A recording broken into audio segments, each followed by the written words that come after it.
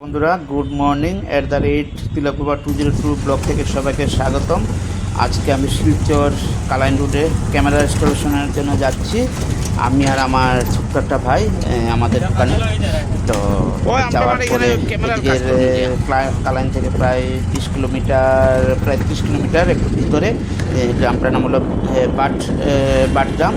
তো সম্পূর্ণ পাহাড়ি এলাকার ভিতরে। তো এখান থেকে আমি একটু পাহাড়ের ভিডিওটা নিয়েছিলাম, কিন্তু কালাইন রোডের যে গ্রাম পরিবেশের গ্রামের দিকে রাস্তা, মানে এটা ভয়ঙ্কর রাস্তা।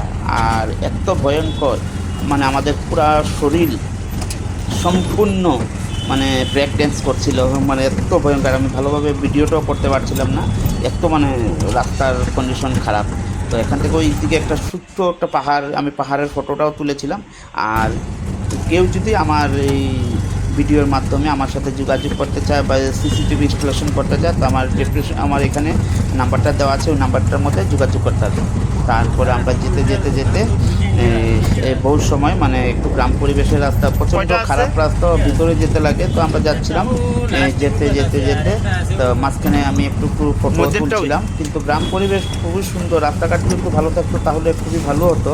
তো এদিকে বৃষ্টির দিনে প্রায় পুরোটাই রাস্তার মধ্যে জল উঠে, এটা আমার ছোটো ভাই।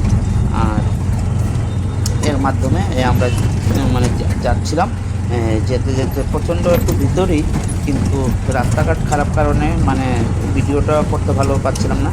আর অবশ্যই আপনারা আমার এই ভিডিওর মাধ্যমে লাইক শেয়ার কমেন্ট করুন। কোনো যদি ভিডিওর কোনো ভুল ত্রুটি হয়ে থাকে তাহলে কমেন্টের মাধ্যমে আমাদেরকে বলবেন। আর সম্পূর্ণ আমি আর একটু সুন্দরভাবে ভিডিওটা করার চেষ্টা। তো এই ইনস্টলেশনের প্রথম পার্ট, সেকেন্ড পার্ট আমি নেক্সট ভিডিওর মধ্যে ওটা দেবো। তো আজকে জাস্ট যাওয়া আর মোটামুটি যতটুকু পারি যতটুকু কাজ, কারণ বহুত দূরের রাস্তা। আর এখান থেকে একটা ছোট্ট আমি ফটো তুলেছিলাম পাহাড়টা দেখতে খুবই সুন্দর। তারপরে যাওয়ার পর আমাকে দাদা বলছে জুতা খুলো। জুতা খুলে ভাবছিলাম যে আমার প্রবলেম হয়তো মাননা পড়েগা। তারপরে ভাবছিলাম যে আমাকে প্রণাম করবো, অত দূর থেকে এসেছি কাজ করার জন্য না। তারপর বুঝলাম যে ওদের রাস্তাটা পুরোটাই পেক। আর আমার ছোটো ভাই যাচ্ছিলো আর আমি পিছের থেকে ভিডিও করছিলাম, এতই পেক ছিল। তার জন্য আমাকে বলছিল যে জুতোটা খুলো।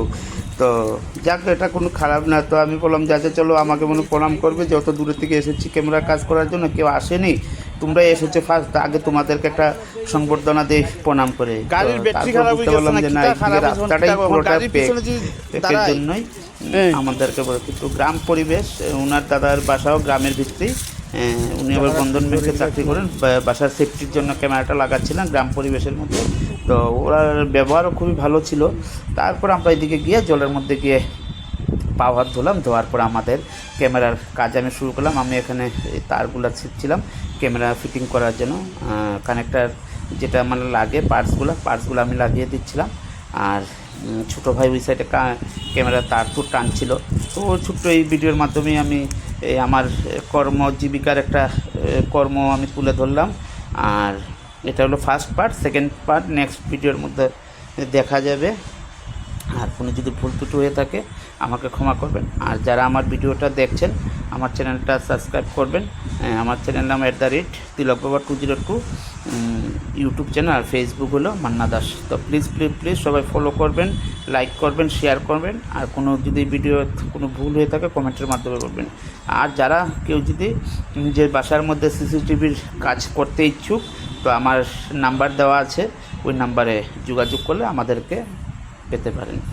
আর গ্রাম পরিবেশ খুবই সুন্দর, কিন্তু রাস্তা ভয়ঙ্কর রাস্তা হলো। ওদের ব্যবহারের পরে আমরা খুবই খুশি, খুব সুন্দর ব্যবহার করেছিল। আর ক্যামেরার কাজও করি, মাঝে মধ্যে ভিডিও করি।